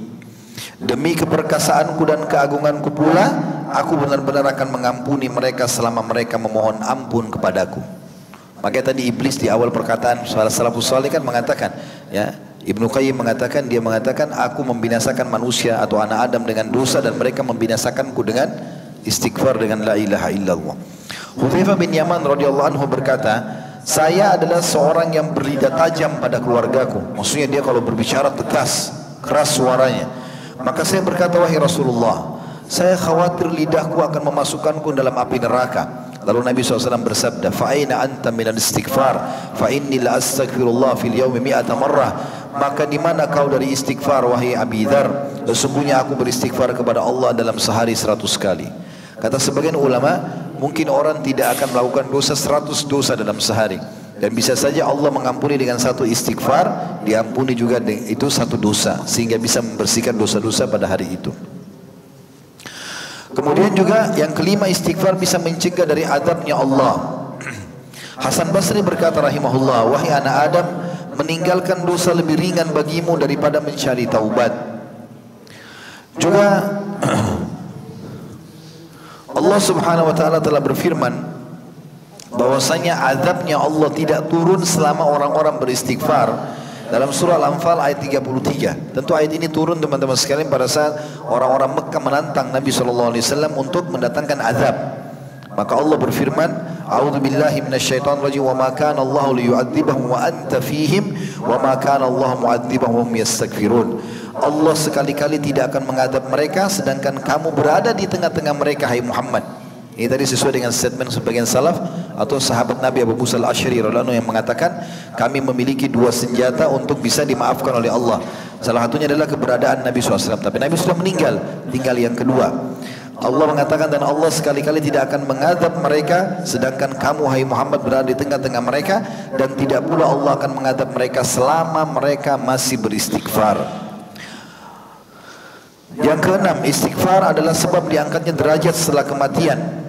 Artinya memperbanyak derajat kita di surga, terutama kalau kerabat kita sudah meninggal. Dan usahakan kita punya keturunan teman-teman sekalian yang bisa memohon ampun untuk kita. Ajarkan lisan anak-anak kita, Rabbi ghfirli wali walidayya warhamhuma kama rabbayani shaghira, selalu biar mereka ucapkan sebelum tidur, mereka ucapkan dalam setiap keadaan, karena ini sangat besar manfaatnya. Karena kata Nabi SAW dalam sebuah hadis yang sahih, Inna Allah Azza wa Jal la yarfa'u darajata lil abdi salihi fil jannah fayaqul ya Rabbi anna li hadhihi fayaqul bistighfari waladika lak. Sesungguhnya Allah Ta'ala atau Allah yang Maha Suci dan Maha Pemurah mengangkat derajat seorang hamba yang saleh di surga sehingga dia bertanya, wahai Rabbku, dari mana nikmat yang besar ini hamba terima? Maka Allah berfirman, dari istighfar anakmu untukmu. Dan hadis ini sahih riwayat Imam Ahmad. Juga sabda Nabi SAW yang hadis yang masyhur, kalau mati atau anak Adam telah meninggal dunia, maka amalnya akan terputus kecuali dari tiga: sedekah jariah, ilmu bermanfaat, atau anak soleh yang selalu mendoakannya. Masuk dalamnya adalah beristighfar untuknya. Hadis sahih riwayat Imam Muslim. Yang ketujuh, istighfar akan membersihkan hati manusia, karena memang hati ini adalah sumber ketenangan jiwa kita. Kapan hati seseorang tenang? Biar dia tinggal di gubuk yang kecil, biar makannya hanya sedikit makanan atau makanan bekas, dia akan merasa dunia ini luas bagi dia. Ada orang makanannya mewah, kendaraannya mewah, rumahnya mewah, tapi merasa sempit semuanya karena banyaknya dosa dalam hati. Kalau hati ini sudah suci dan bersih, maka semuanya terasa lapang. Dan itu disebabkan salah satunya adalah istighfar. Sebagaimana sabda Rasulullah SAW, Innal mu'mina idha adnama dhamban kanat nuqtatun sawda'un fi qalbih, فإن تاب ونزع واستغفر سقل قلبه منها فإن زادت حتى تغلف قلبه فذلك الران الذي ذكره الله في كتابه كلا بران على قلوب ما كانوا يكسبون. Yang artinya, sesungguhnya apabila seorang mukmin melakukan satu dosa, maka diberikanlah titik hitam dalam hatinya. Jika dia bertobat dan meninggalkan dosa itu serta beristighfar, maka bersihlah hatinya tadi. Tapi kalau dia menambah dosa, maka bertambah pula titik hitam itu sampai menutupi seluruh hatinya. Dan itulah makna ar-ran dalam firman Allah disebutkan sekali-kali demikian. Sesekali-kali tidak demikian. Sebenarnya apa yang mereka usahakan itu menutupi hati mereka. Makna ran artinya menutupi hati mereka. Yang kedelapan, istighfar menjadi penyebab datangnya rezeki yang luas, baik harta, keturunan, dan juga masuk dalamnya diangkatnya segala macam permasalahan atau penyakit. Sebagaimana Allah berfirman dalam surah Nuh, tadi sudah kita bacakan surah ini, 3 ayat 10, 11 dan 12. Nabi Nuh berkata kepada kaumnya, A'udzubillahi minasyaitonirrajim, faqultu astaghfiru rabbakum innahu kana ghaffara. Aku berkata kepada mereka, mohonlah ampun kepada Tuhanmu, sesungguhnya Dia Maha Pengampun. Maka manfaatnya, yursilis sama alaikum midrara, Dia akan kirimkan untuk kalian hujan yang deras. Karena hujan kalau turun, tumbuh-tumbuhan akan subur, hewan-hewan akan sehat, semuanya akan bersih di muka bumi ini karena air hujan itu. Dan kemudian wa yumditkum bi amwali wa banina wa yaj'al lakum jannatin wa yaj'al lakum anhara, dan pasti Dia akan melipat gandakan dan memperbanyak harta kalian, keturunan kalian, dan kebun-kebun kalian, juga memperbanyak sungai-sungai buat kalian. Yang kesembilan, istighfar akan menambah kesehatan dan kekuatan. sebagaimana Nabi Hud berkata kepada kaumnya dalam surah Hud ayat 52, A'udzu billahi minasyaitonir rajim wa ya qaumi astaghfiru rabbakum thumma tubu ilaihi yursilis samaa 'alaikum midrara wa yazidkum quwwatan ila quwwatikum wa la tatawallaw mujrimin. Dan dia Hud berkata, hai kaumku, mohonlah ampun kepada Tuhan kalian dan bertobatlah kepadanya. Pasti atau niscaya dia Allah akan menurunkan hujan yang sangat deras untuk kalian, dan dia pasti menambahkan kekuatan atau kesehatan kepada kekuatanmu, dan janganlah kamu berpaling dan berbuat dosa. Teman-teman sekalian, banyak sekali kisah-kisah yang berhubungan dengan masalah istighfar, dan kita tutup pertemuan kita ini dengan kisah-kisah ini. Di antara kisah yang masyhur adalah Hasan Basri rahimahullah. Beliau pernah mengaplikasikan surah Nuh ayat 10 sampai ayat 12 tadi dalam realita kehidupan. Pernah ada 3 orang yang datang kepada beliau. Yang pertama adalah orang yang sudah lama menikah tapi tidak punya anak. Kemudian yang kedua sudah lama berobat tapi tidak pernah sembuh penyakitnya. Yang ketiga sudah lama bekerja tidak pernah kaya-kaya. Kebetulan ketiga orang ini secara berurutan datang di waktu yang berdekatan di rumah Hasan Basri. Yang mengeluh pertama mengatakan, saya sudah lama menikah tapi tidak punya keturunan. Maka dia bilang, saya sudah ikhtiar, saya sudah ke tabib ini, tabib itu. Lalu apa saran anda? Kata Hasan Basri, kata Hasan Basri rahimahullah, perbanyak istighfar. Bukan baca istighfar ya, perbanyak, ucapkan terus. Maka orang itu pergi. Orang yang kedua masuk mengatakan, saya sudah lama ya berobat sana sini tidak pernah sembuh. Di perut saya ada penyakit sudah sekian tahun. Kata Hasan Basri, perbanyak istighfar. Kemudian yang ketiga datang mengatakan, saya sudah lama bekerja tidak pernah kaya seperti fulan. Ditunjuklah orang yang kaya di wilayah itu. Maka kata Hasan Basri, perbanyak istighfar. Lalu ketiganya pulang. Lalu seseorang bertanya kepada Hasan Basri, kenapa anda mengatakan hanya itu saja? Mungkin yang satu tadi butuh tabib, yang satu butuh modal, butuh dibantu. Kata Hasan Basri rahimahullah, tidakkah kau mendengar firman Allah dalam surah Nuh tadi ayat 10 sampai ayat 12? Dan Nuh berkata kepada kaumnya, mohonlah ampun kepada Tuhanmu, sesungguhnya dia maha pengampun, niscaya dia akan menurunkan hujan yang lebat untuk kalian, dan juga memperbanyak harta juga anak-anak kalian, dan mengadakan untuk kalian kebun-kebun yang lebat, juga sungai-sungai yang banyak. Juga istighfar ini bisa menyembuhkan dari kemandulan. Ya tadi ini sama mirip dengan tadi Hasan Basri ya. Itu tapi kisah yang lain beranjak daripada firman Allah Subhanahu wa taala dalam surah Asy-Syura ayat 49 sampai 50. Jadi bagi yang belum dikaruniai anak, maka perbanyak istighfar. Karena ini memang poin berhubungan sekali dengan surah Asy-Syura ayat 49 sampai 50. Yang bunyinya a'udzubillahi minasyaitonir rajim, lillahi mulkus samawati wal ardi yakhluqu ma yasha yahabu liman yasha'u inatha wa yahabu liman yasha'u dhukur aw yuzawwijuhum dhukrana wa inatha wa yaj'alu man yasha'u aqima innahu alimun qadir. Kepunyaan Allah lah kerajaan langit dan bumi. Dia menciptakan apa yang dia kehendaki. Dia memberikan anak-anak perempuan kepada siapa yang dia kehendaki, dan memberikan anak laki-laki kepada siapa yang dia kehendaki. Atau dia menganugerahkan kedua jenis laki-laki dan perempuan kepada siapa yang dikehendakinya, dan dia menjadikan mandul siapa yang dia kehendaki. Sesungguhnya dia maha mengetahui lagi maha menguasai atau maha kuasa. Dalam sebuah hadis ya menjelaskan tentang tafsir surah Asy-Syura 49 sampai 50 ini, disebutkan bahwasanya Abu Hanifah menukil sebuah kisah dari Jabir bin Abdullah radhiyallahu anhu bahwa seorang laki-laki datang kepada Rasulullah SAW lalu mengatakan, wahai Rasulullah, aku tidak dikaruniai anak seorang pun dan aku tidak memiliki anak. Maka Nabi SAW mengatakan, fa'aina anta min kathratil istighfar wa kathratis sadaqati turzaqu bihima. Mana kamu dari berbanyak istighfar dan sedekah, karena keduanya akan mendatangkan rezeki anak ya untukmu. Juga laki-laki itu dalam hadis ini, dalam hadis yang disebutkan oleh Abu Hanifah dalam musnadnya, mengamalkan sedekah dan istighfar. Maka Jabir radhiyallahu anhu berkata, maka orang itu dikaruniai 9 orang anak laki-laki. Syekh Aid menyebutkan dalam sebuah kisah, di antara kisah yang menyentuh bahwasanya ada seseorang yang hidup di masa itu lagi mandul, tidak memiliki anak, para dokter tidak mampu lagi mengobatinya, serta berbagai obat sudah tidak mempan lagi. Dia bertanya kepada seorang ulama, lalu memberinya resep, kamu harus banyak istighfar di pagi dan sore hari, karena Allah berfirman, wa yumditkum bi amwali wa banin, dia pasti akan memperbanyak dengan istighfar harta dan anak-anak kalian. Lalu orang itu memperbanyak istighfar dan melakukannya dengan rutin, maka Allah mengaruniakan keturunan yang saleh. Istighfar akan memberikan rezeki kalau diamalkan, bahkan bisa menyelesaikan banyak permasalahan. Di antaranya disebutkan dalam kisah, tentu saya nukil dari buku ini ya, yang ditulis oleh Hasan bin Ahmad bin Hasan Hammad atau Hammam. Dia menukil sebuah kisah bahwasanya seorang ikhwan pergi ke pasar untuk menjual dagangannya. Waktu itu pasar sesak dengan penjual dan pembeli.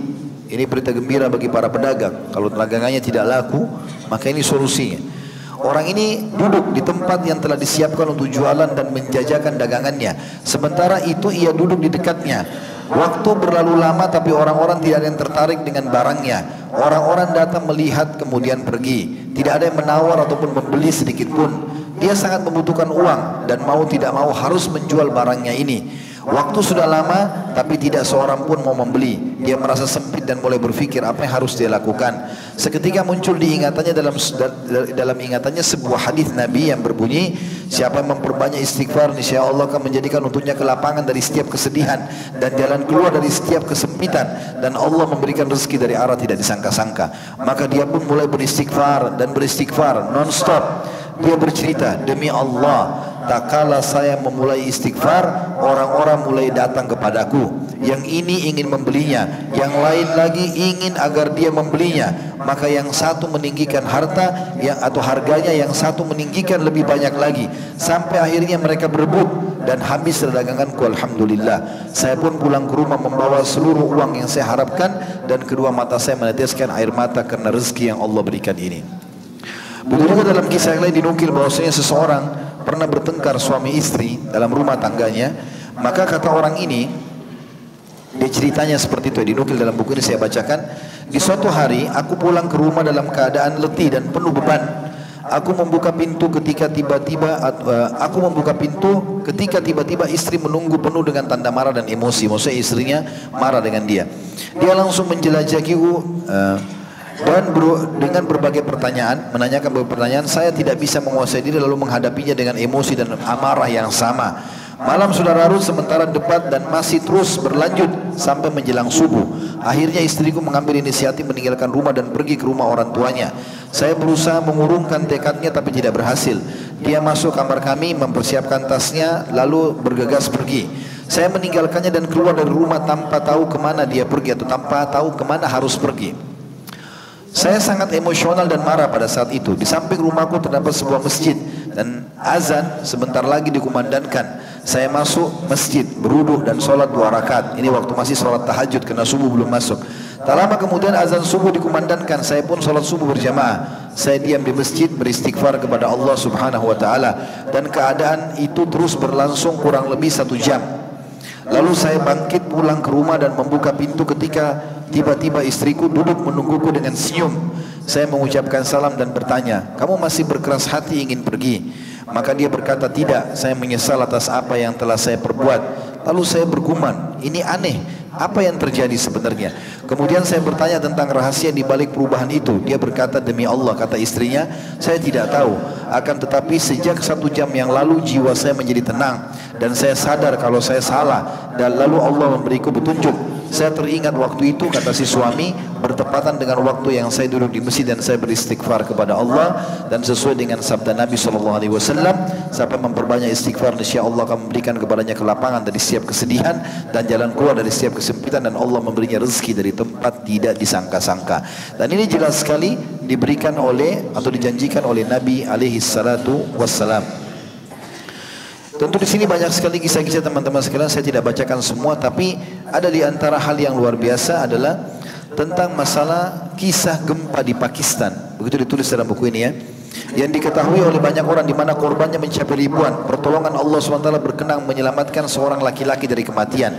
Pada saat gempa dia berada di rumah sedang menyantap makanannya. Kemudian dia beranjak ke tempat tidurnya untuk sedikit istirahat. Saat dia terlentang di atas kasur, tiba-tiba gempa dahsyat terjadi. Kamar bergetar hebat, bahkan seluruh rumah atap di atasnya mulai retak dan dia melihatnya. Begitu dahsyatnya hingga dia tidak bisa bergerak dari tempatnya. Tembok-tembok kamar mulai berjatuhan di hadapan matanya. Dia tidak bisa berbuat apa-apa kecuali beristighfar, mengucapkan astagfirullah, astagfirullah, dan terus berkelanjutan sementara atap pun mulai jatuh. Peristiwa ini terjadi begitu singkat, tidak lebih dari beberapa menit saja. Allah Azza wa Jalla berkehendak menyelamatkan orang ini. Dia menceritakan dirinya, atap yang terbuat dari tanah Khurasan yang tebal benar-benar jatuh. Akan tetapi alhamdulillah runtuhannya jatuh di atas pojok ruangan kecuali tempat yang saya ada di sana. Saya bangkit dan segera keluar, lalu saya memuji Allah dan saya berkata, sungguh benar sabda Nabi SAW, barang siapa yang rutin beristighfar maka niscaya Allah akan menjadikan untuknya kelapangan dari setiap kesedihan dan jalan keluar dari setiap kesempitan, dan Allah memberinya rezeki dari arah tidak disangka-sangka. Dan kalau kita mau menukil kisah, terlalu banyak, ribuan kisah berhubungan dengan masalah kisah istighfar ini. Intinya teman-teman sekalian, seringlah ucapkan istighfar diikuti dengan tulusan dalam hati, maka Allah SWT akan memberikan semua yang kita harapkan. Apa saja, sembuhnya penyakit, bertambahnya harta, bertambahnya keturunan, ya, terpecahkan semua permasalahan, bahkan keluar dari kesempitan dada ataupun masalah yang sedang dihadapi. Allahu a'lam. Baik, semoga Allah SWT memberkahi majlis kita teman-teman sekalian dan menjadikan ini sebagai tambahan amal kita pada hari kiamat, dan semoga seluruh amal yang sudah kita kerjakan, yang sedang kita kerjakan, dan juga yang akan kita kerjakan sampai menjelang ajal dan nanti diterima dengan pahala yang sempurna. Dan semoga seluruh dosa yang pernah kita kerjakan, tidak terkecuali yang besar ataupun kecil, sengaja tidak sengaja, samar ataupun nyata, semuanya diganti oleh Allah dengan kemampuannya menjadi pahala. Dan kita selalu berdoa agar Indonesia menjadi negara yang aman, tentram, damai, seluruh umat Islam di bawah naungan ukhuwah Islami, dan dalam hal ibadah mereka kembali kepada Al-Quran dan Sunnah. Dan semoga Allah mengaruniakan kita pemimpin Muslim yang adil yang kembali kepada Al-Quran dan Sunnah, dan semoga Indonesia menjadi contoh bagi negara yang lain. Tidak pernah lupa kita doakan saudara kita di Palestina, di Syria, di Yaman, di Irak, di Myanmar, di Aqsa, dimanapun mereka berada sedang tindas. Semoga Allah ikhlaskan niat mereka, terima para syuhada mereka, mulakan Islam di tangan mereka dan tangan kita semua, dan semoga Allah ikut sertakan kita bersama mereka di pahala, baik dengan doa, dengan harta, juga dengan jiwa kita. Dan semoga Allah dengan kemahamurahnya yang saya yakin sedang melihat kita karena Dia maha melihat, mendengar kita karena Dia maha mendengar, dan mengetahui niat dan juga keberadaan kita karena Dia maha mengetahui, agar menyatukan kita semua di surga firdausnya tanpa hisab, mana disatukan dalam majlis ilmu yang mulia ini. Pada benar dari Allah wa Rasulullah, saya mohon dimaafkan. Subhanakallahumma bihamdika, asyhadu an la ilaha illa anta, astaghfiruka wa atubu ilaik. Wa sallallahu nabiyana Muhammadin wa akhiru da'wana alhamdulillahi rabbil alamin. Wassalamualaikum warahmatullahi wabarakatuh.